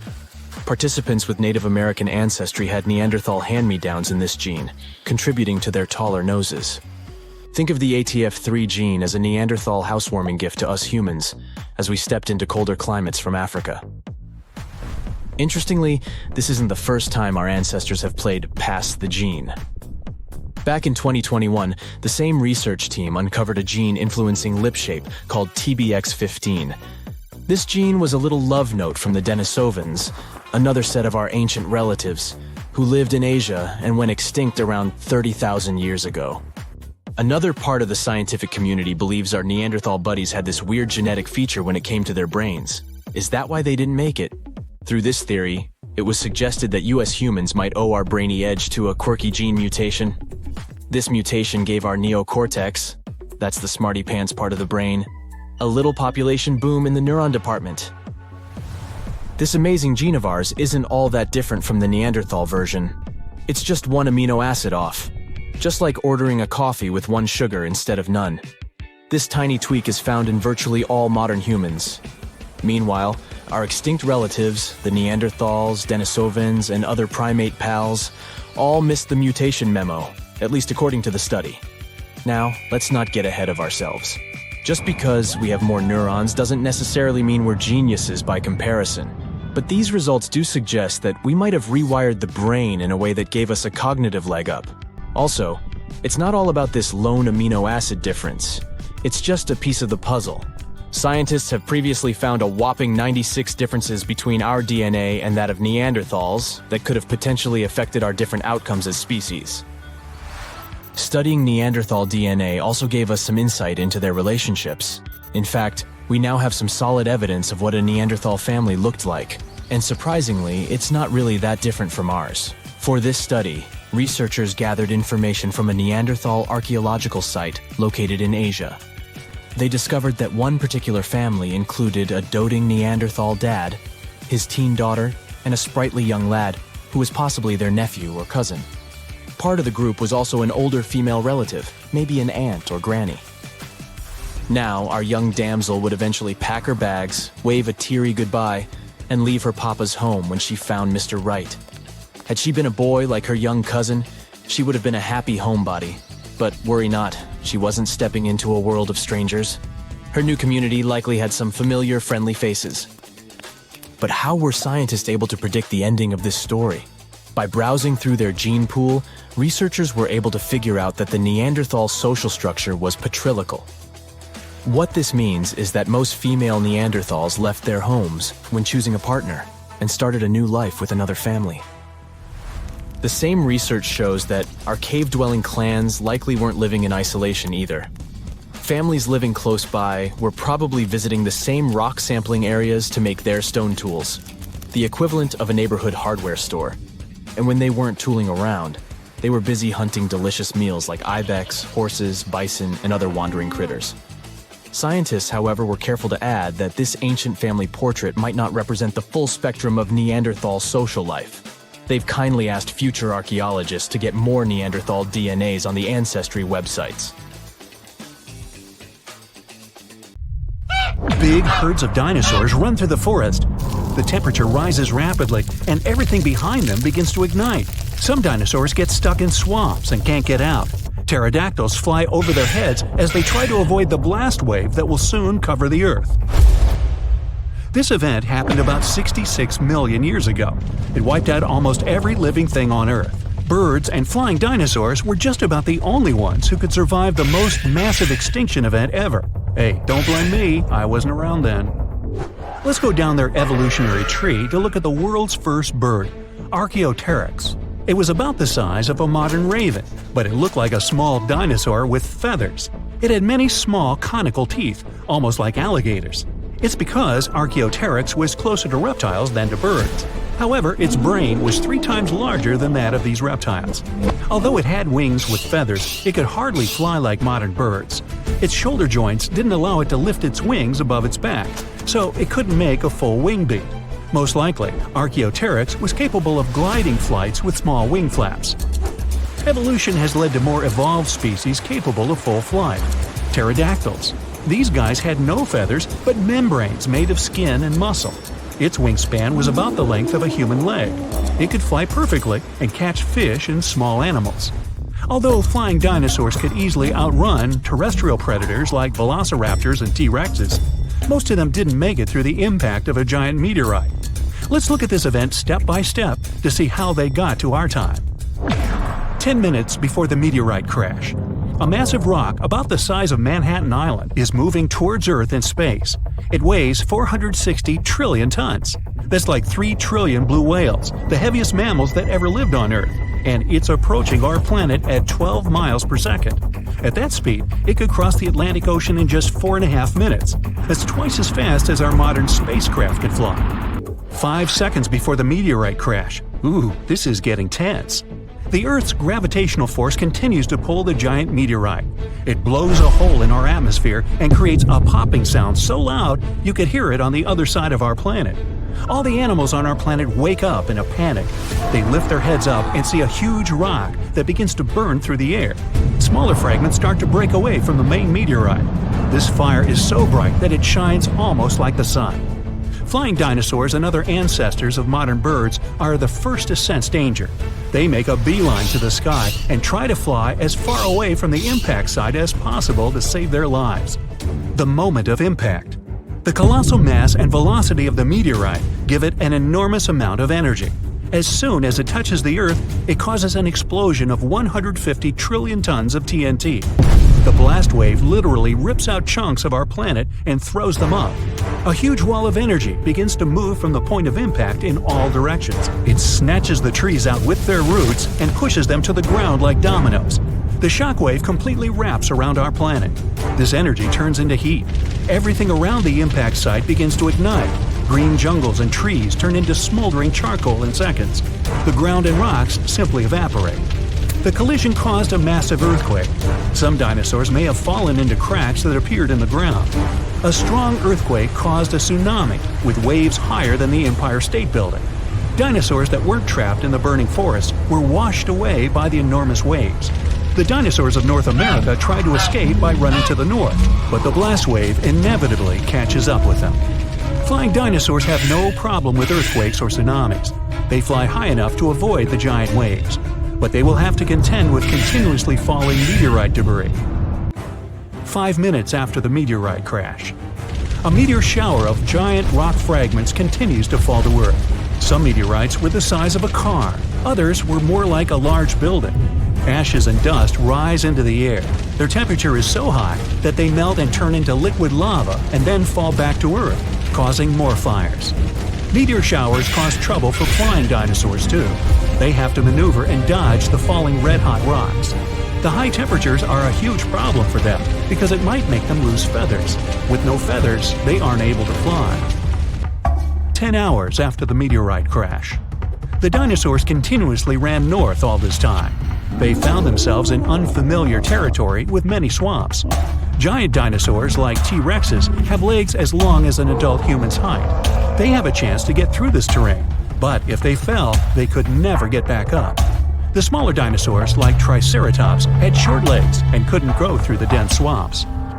1 month after the meteorite crash.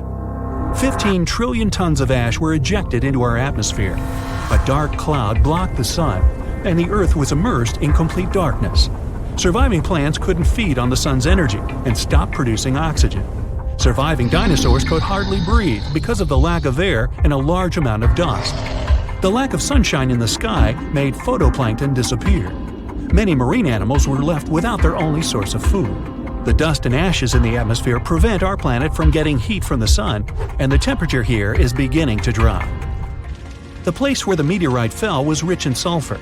This toxic acid evaporated at the time of the impact and formed in clouds. Now there are acid rains on Earth. Flying dinosaurs now have to hide from these rains. They have to stay in caves and can't go outside to get some food. So far, a large number of terrestrial and flying dinosaurs have survived. They come out to see the aftermath of the disaster. The site of the impact was in present-day Mexico, the Yucatan Peninsula. The Chicxulub crater is located here. It's about 93 miles wide, like half of all of Lake Michigan, and it's 12 miles deep. You could plunge the whole Mount Everest in there, and there would still be 6.5 miles of available space. It wasn't the impact itself that made the dinosaurs disappear. The fire destroyed most of the plants the herbivorous dinosaurs ate. With no food, their numbers dwindled rapidly. Predatory dinosaurs had nothing to eat either. Acid rain and the disappearance of phytoplankton threatened all marine life. Even though birds managed to avoid the blast waves and tsunami, they were short of food too. About 80% of all birds didn't make it to the end of the extinction event. The problem was that all of the forests on Earth were wiped out. Most birds would nest and live in trees. Besides that, the forests were always full of food, from all kinds of ants and termites to flying insects and small mice. So, only those species that lived on the ground and could fly well survived. Most likely, they fed on the seeds of small surviving plants. This habit made flying dinosaurs lose their teeth during evolution. Instead of jaws with a bunch of sharp teeth, they got long beaks to grab tiny seeds from the ground. Although Earth looks like a terrible place to live now, there's an evolutionary boom for birds. They have to travel long distances in search of food. Their wings get stronger. They also feel safe from predators who regarded them as food before. No T-Rex now catches a sleeping bird off guard. About 1,000 years after the collision, the first dense forests appear. It gives another boost to evolution. 1 million years later, forests full of food are populated by the ancestors of modern mouse birds. And 65 million years later, in modern times, we have about 10,000 species of birds. Pigeons, crows, eagles, and hawks, even penguins. These are all descendants of the dinosaurs. But there were other survivors. Some alligator and crocodile ancestors were able to adapt to changing conditions. About 80% of turtle species managed to survive the mass extinction, and now their descendants live among us. Snakes and lizards were also able to wait out the hard times in their burrows. Even some mammals, like monotremes, survived. This hedgehog-sized animal was able to continue to evolve. Many millions of years later, these mammals evolved into primates, which later gave life to modern humans. Much, much later came the iPhone. When we say extinction, we usually think of dinosaurs that went to lunch with a humongous asteroid and were wiped out from the face of the Earth. We don't think of ourselves possibly going away in the near future. But what we forget is that there have been 5 mass extinctions that our planet witnessed in the last 500 million years, not just one. And we can be nearing the 6th one, where one of the species to possibly disappear are humans. The first great mass extinction came about 440 million years ago in the Ordovician period. Back then, life was mostly thriving in the oceans and along the coastlines. Biodiversity was great at the time. There were thousands of different species, trilobites, sea scorpions, and all kinds of weird-looking mollusks, and even fish. You name it, Ordovician had it. But then, the temperature around the planet started to drop. The overall warm climatic zones became colder and colder, until the oceans got covered with thick sheets of ice. Most of the marine species weren't ready for such abrupt changes. Imagine a trilobite serenely crawling along the bottom of the sea and suddenly bumping into a glacier. Yeah, it's like living your entire life in a beach bungalow, only to find yourself in an igloo one day. The event was dubbed Late Ordovician Glaciation, which led to Late Ordovician mass extinction. Over 60% of all species that lived in that period disappeared. Only ancient fossils were left for paleontologists to discover hundreds of millions of years later. Nobody still knows exactly what caused the temperature drop at the time.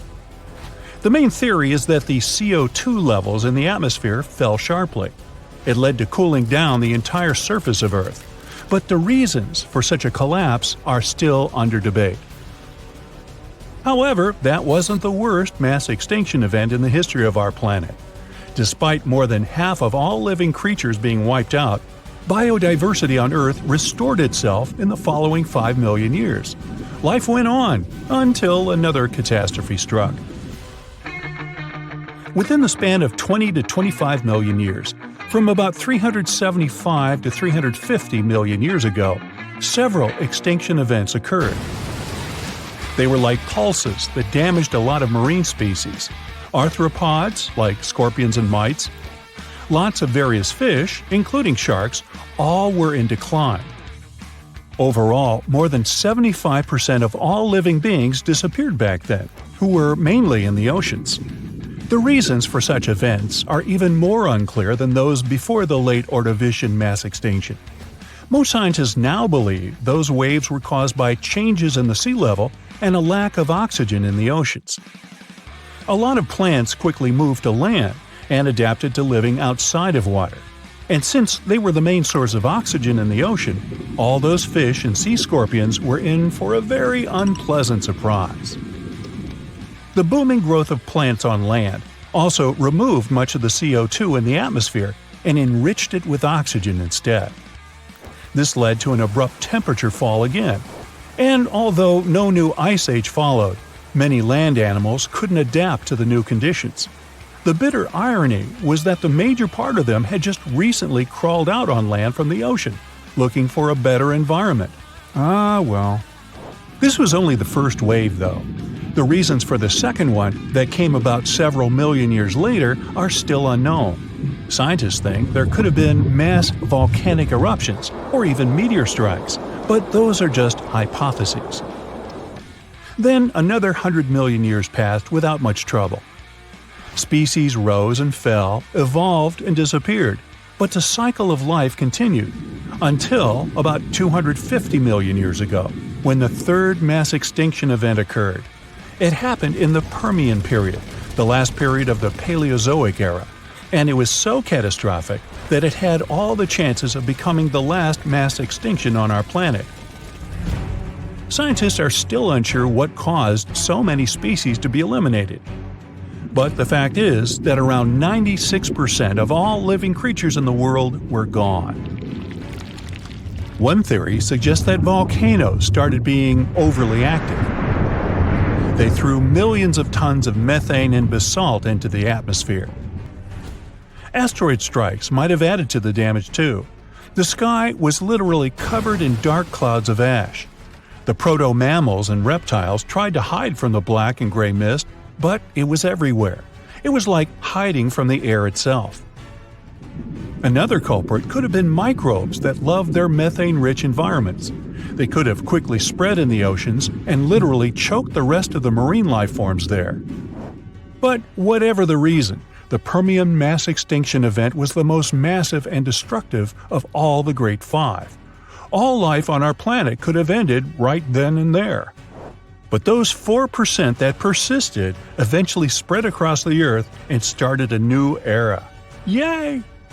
This time, they lived a peaceful life for only 50 million years. And then, whammo, the fourth great mass extinction hit. It was different though, slowly creeping across the planet over the last 18 million years of the Triassic period. The extinction occurred in numerous short pulses, wiping out several species at a time. A slight climate change here, an abrupt temperature fall there, and very upset animals and fish all around. The main reason for that was again the volcanic activity at the time. Fiery mountains started spewing out ash and gas once more, lowering the oxygen levels and suffocating life. Well, that was harsh. The gases and other substances thrown out of the volcanoes' mouths changed the Earth's climate again. Sea levels rose because of that, and some researchers believe even the pH levels were altered. That means the marine life that used to be swimming peacefully in more alkaline waters suddenly found itself trying to survive in acid. But apart from causing bursts of extinction, these changes also ushered in the era of dinosaurs. It didn't begin immediately, of course. Some species evolved and slowly grew into the mighty animals we've heard so much about. Their extinction was the last of the Great Five, and certainly the most well-known. About 65 million years ago, when dinos were still ruling both land and ocean, an enormous asteroid came from outer space and fell right on Earth. The impact was so powerful, it left a huge crater in the Yucatan Peninsula, and the explosion sent billions of tons of debris into the air. The dinosaurs that lived far away from the impact zone raised their heads and saw black and churning clouds blocking the sun. It remained for years, drastically dropping the temperatures. In addition to the cold that followed, the asteroid hit a carbonate rock that had a lot of flammable material in it. The impact led to an explosion. The chemicals mixed in the air and produced sulfuric acid, and that acid fell down in the form of rains, altering the pH of the oceans. Aquatic creatures that were again used to more alkaline waters went, "Oh, come on!" That didn't help, though. The changes were abrupt and severe. About 75% of all animals and plants went extinct in a matter of years, unable to survive the new, harsh conditions on the planet. But some persisted. Many of them were reptiles, like crocodiles and turtles, which managed to survive even up to this day, looking almost the same as they did back in the dinosaurs' days. Others were mammals, which had lived in the shadow of the mighty dinos and hid from them in dark corners. But now that the giant animals were gone, they began to flourish, bringing in the Cenozoic era, the one that lasts to this day.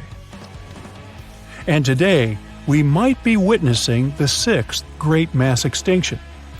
According to scientists, with the evolution of humans, a lot of different plants and animals have gone from the face of our planet, never to return. The good thing is, mass extinctions have always happened over a span of several million years, so we might still have time to recognize it, prepare, and counteract. What do you think? Shall we? Imagine that one day, poof, all the big, furry, and feathered creatures just vanish into thin air. Humans disappear as well, and now there's nothing left but microbes. What would happen to Earth? How long would it take for complex creatures to appear again? And what would they be like? Alright, welcome to the microbial world. Microbes are the tiniest building blocks of life, so small you can't even see them without a microscope. In this amazing world, there are three main groups of microbes: bacteria, archaea, and the single-celled organisms. Bacteria are everywhere, from the air you breathe to the food you eat. Some bacteria are good buddies, helping us digest our food, and even making yogurt taste yummy. But some of them can be mischievous and cause infections. Archaea are the tough explorers of our microscopic universe. Archaea are the daredevils of microbes, and they showed us that life can survive in the craziest conditions. For example, they can thrive in super hot springs, even in incredibly scorching temperatures. Some of them are even capable of living in volcanoes. They also feel pretty fine in the freezing cold. Certain bacteria can get busy even in icy places like the Arctic and Antarctica. There, they help break down things like old plants and animals that got frozen in time. They work as nature's cleanup crew, turning leftovers into useful bits. Or imagine the darkest depths of the ocean, where sunlight can't reach. And who do we meet down there? Microbes again, who make food from all the weird chemicals in the water. And of course, they also live inside you. You're a walking microbe party. Your gut alone is a cozy home to trillions of bacteria that help you digest food and stay healthy. And finally, the single-celled organisms. They can be plant-like, making their own food through photosynthesis, or animal-like, hunting for their next tiny meal. Some single-celled organisms can even team up to form colonies that work together and build complex structures. All these microbes are the foundation of life. At first, there were nothing but microbes on Earth. They were just hanging out and enjoying the simple life.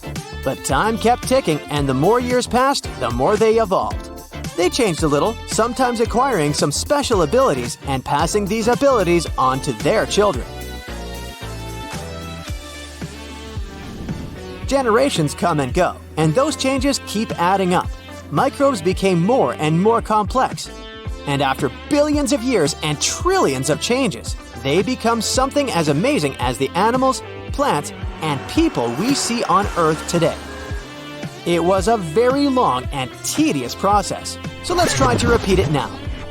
Like, what if all living organisms on our modern Earth, except for the first microbes, would disappear? Without the hustle and bustle of life, the world would become eerily quiet. Streets that were once filled with people and animals would now be empty and peaceful. Buildings and cities would stand alone like silent monuments to the vanished world. First, we would have a huge disruption of food chains. Without plants, herbivores, and carnivores, the intricate food chains and webs that sustain life would simply collapse. Our world wouldn't be as wild and vibrant. The tiny microbes are cool, but they can't recreate the same big, bustling party that we all love. Also, remember how we mentioned that microbes often eat the leftovers of animals and other organisms? Just like when you eat cake and turn it into energy, they turn these bits into nutrients that the Earth loves. But now, without the big animals and plants, there wouldn't be as much leftover cake. The microbes would still work hard, but their evolution would be really slowed down. Now, you might think that without plants, we wouldn't have any more oxygen. But this isn't entirely true. In fact, trees produce only about 20 to 30% of the oxygen on Earth. So who really helps us breathe? Plankton from SpongeBob. But seriously, ocean plankton, especially phytoplankton, which is responsible for around 80% of Earth's oxygen production. Phytoplankton are considered microorganisms. They're tiny, single-celled or colonial organisms that float around in the oceans, harnessing sunlight. So, if all land plants and animals disappeared, oceanic plankton would still continue to produce oxygen in the oceans through photosynthesis. They would become even more essential for maintaining a breathable atmosphere. Although now these guys would face some big challenges. You see, big animals like whales and fish usually provide nutrients to the ocean. These nutrients are plant food that phytoplankton need to grow and thrive. Without the big animals, there might be fewer of these special nutrients around. The phytoplankton might not grow as well. And since these guys act as the bottom of the ocean food chain, that could have a domino effect on the whole ocean food web. And also, with fewer plants, there's less oxygen being made, and carbon dioxide starts to stick around more. The balance of gases in the air would change a bit, and when the balance tips, it can affect the weather. The Earth's temperature and the way wind moves would change too. Plus, too much carbon dioxide can make the air feel a bit stuffy. Next, animals like moles, ants, and worms as nature's engineers. They're digging tunnels, burrows, and homes in the ground. When these animals dig and move around, they're actually helping the soil. They mix it up and create pathways for air and water to travel through. It's like they're giving the soil a good shake to keep it healthy. So without the animal engineers, the soil might get a bit packed and tight. Water from rain wouldn't be able to seep in as easily. When they're gone, the nutrients aren't getting spread around as much, and the soil might miss its tasty treats. So the whole ecosystem underground could become less cozy and more cramped. But the most interesting question is, what would happen to all our human artifacts? People disappeared, but their builds remained. Let's look at how this could affect the development of microbes on Earth. Our human-made things need proper care. So, if there were no more people around, all these things would be destroyed very fast. Microbes can grow on surfaces, and over time, they would start to cover buildings, streets, and structures. It might not be visible right away, but given enough time, you'd see a thin layer of microbial growth. nature is a powerful thing. Buildings that were once shielded by human maintenance would now be exposed to the elements. Wind, rain, sun, and snow would all destroy and break down everything we've ever created. And some places on Earth have really tough weather, super hot summers, freezing winters, or crazy storms. In these areas, buildings and cities might even get sadder faster. Microbes would contribute to this too, as some of them produce acids that can break down materials. Slowly, cracks might appear, and materials like concrete and wood might weaken. Humans overestimate their power when they call themselves kings of nature. If we disappeared, in just a couple of thousand years, there would be almost no traces of human civilization left. It would be like we never even existed. But in any case, this event would offer an exciting opportunity for microbes to evolve in a completely new way. With the spotlight all to themselves, they're free to explore and adapt to their surroundings. Some places might become more challenging, while others might become easier to conquer. Microbes reproduce quickly, sometimes in just a matter of minutes. This rapid evolution could lead to a burst of new microbial species. Could microbes rehabitate the planet? Absolutely. Over time, new species of animals and plants would begin to appear. Like the butterfly effect, any small changes would have led to completely new types of life, and perhaps to new types of humans. In any case, these rapidly evolving microbes could reshape the way ecosystems work. They'd interact with each other in new ways, creating intricate relationships and cycles. The balance of life on Earth might be very different from what we know today. What would it look like? Let's leave that to your imagination.